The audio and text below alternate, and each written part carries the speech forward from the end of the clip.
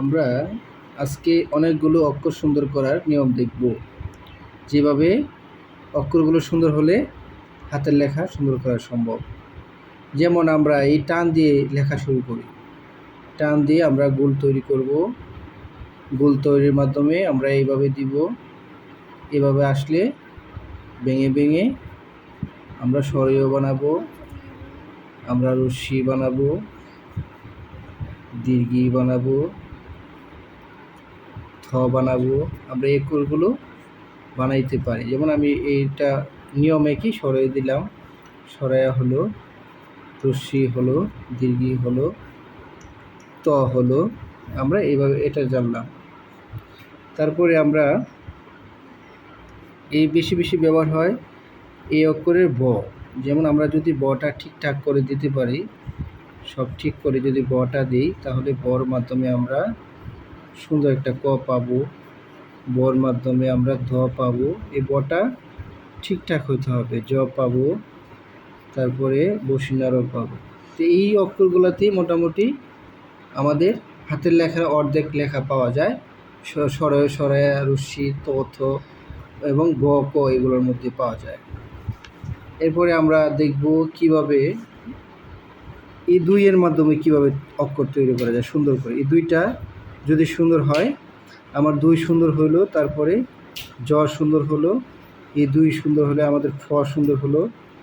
দুইটা সুন্দর করে মূর্ধন্য 29 অয় আমরা তৈরি করতে পারব। তারপরে আমরা যে অক্ষরটা সুন্দর করতে পারবো, যেমন আমরা অনেক সময় এ লিখি, এইভাবে এটা দিতে হবে। এই অক্ষরগুলো একটু ভুলটা তৈরি করার সময় একটু সতর্কতার সাথে করতে হবে। উ তৈরি করার নিয়ম, এভাবে লিখলে আমরা দ্রুতই লিখতে পারবো। এই অক্ষরগুলো আমরা সুন্দর করে তৈরি করতে হবে। যেমন আমরা চলে যাই তালিবাস্য। তালিবাস্য দুইটা গুল ঠিক হলেই তালিবাস্য সুন্দর হয়ে যাবে। দুইটা গুল আগে সুন্দর করতে হবে, তারপরে আপনার দ্রুত করতে হবে। তারপরে আমরা যেমন কিছু অক্ষর, যেমন বর্গের জ, বর্গের জটা আগে এই অংশটা ঠিক থাকতে হবে। এই অংশটা ঠিক হলে বর্গের জ সুন্দর হয়ে যাবে। তারপরে আমরা এই টানটা দিয়ে আমরা যে অক্ষরগুলো তৈরি করি, যেমন এই টান দিয়ে আমরা অনেকের টানটা সোজা হয় না, সোজা করে দিতে হবে। ট, এই টান দিয়ে আমরা চ লিখি, এই টান দিয়ে আমরা ছ লিখি, এই টানের মাধ্যমে ড লিখি, এই টানের মাধ্যমে ডৈশূন্য লিখি, অনেকগুলো লিখি। তারপরে আমরা প্র্যাকটিস করতে পারি যেমন উমোটা এই অংশটা ঠিক থাকতে হবে, তাহলে উমো সুন্দর হয়ে যাবে। তারপরে এইরকমভাবে ব লিখি, যেমন বটা উল্টা ঠিক করে দিতে হবে। তারপরে আমরা আসি এই অংশের মাধ্যমে ম কীভাবে লিখতে হয়, এই টানের মাধ্যমেই ম তৈরি করতে হয়। তাহলে মটা আমরা এভাবে লিখলেই সুন্দর হবে। তারপরে ঘ, এটা আবার যেভাবে দিলাম, এটার উপরে আসতে হবে গ। যেমন আবার এটার উপরে যদি এ অক্ষরের উপরে আসে, তাহলে গ সুন্দর হবে, গ। তারপরে আমরা দেখতে পারি খ কীভাবে লিখতে হবে। এই খ অবশ্যই এতটুকু এটা সমান আসতে হবে, এভাবে যাবে, এভাবে আসবে। খ এভাবে যাবে, এভাবে আসবে, তাহলে খ সুন্দর হবে। তারপরে একই নিয়মে দুইটা অক্ষর, যেমন এই এসটা যদি আমরা সুন্দর করতে পারি, এই এসটা সুন্দর করতে পারলে আমাদের দন্তাস্য সুন্দর হবে, গ সুন্দর হবে। এসটা সুন্দর হলেই দন্তাস্য সুন্দর হবে, গ সুন্দর হবে। তারপরে আমরা যদি একসাথে আজকে একটা অক্ষর লিখে দেখি, যেমন তালিবাস্য যদি সুন্দর করে লিখি, তালিবাস্য আকার ব ঠিকঠাক আছে, মূর্ধন্য এরকম দিলেই মূর্ধন্য হয়ে যাবে। যেমন লর বেলা গোলটা ঠিকঠাক করেই ল দিলে হবে, দন্তান্নর বেলা এরকম, দন্তান্নর বেলা এরকম দিলে হবে।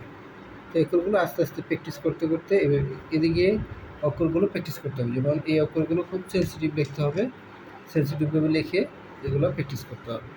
যেমন কঠিন কিছু অক্ষর আছে, যেরকম রিকার, রস্বরি, এটা এরকম দিলেই সুন্দর হয়ে যাবে, রস্বি সুন্দর হয়ে যাবে। ঠ, কঠিন অক্ষর এগুলো, উল্টা অক্ষর, যেমন ঠ, এই যেটা ঠিকঠাকই নেই, উপরে দিলেই ঠ ঠিক হয়ে যাবে। খুব কঠিন অক্ষর এগুলো। যেমন নিয়ম, এটা সুন্দর করে দিয়ে এভাবে দিতে হবে, নিয়ম। উমো তো দেখালাম, উমো এইভাবে কঠিন অক্ষরগুলো। তারপরে আরেকটা কঠিন অক্ষরের মধ্যে পো, এই টানটা হলেই প, যেমন এতটুকু যদি ঠিকঠাক থাকে তাহলে প সুন্দর হয়ে যাবে। এই যে পো, পটা এই ঠিকঠাক থাকলেই পটা সুন্দর। পো, তো মোটামুটি আজকে আমরা অনেকগুলো অক্ষর দেখলাম। এই অক্ষরগুলো যদি আমরা সুন্দরভাবে প্র্যাকটিস করতে পারি, আমাদের হাতের লেখা খুব তাড়াতাড়ি সুন্দর হয়ে যাবে। যেমন এই কিছু কিছু অক্ষর থেকে আমরা লাইনও সোজা করতে পারবো, এই লাইনটা সোজা থাকবে। যেমন ব, ক, প্রথম অক্ষর শুরু থেকেই যেমন আমি দেখাই, যেমন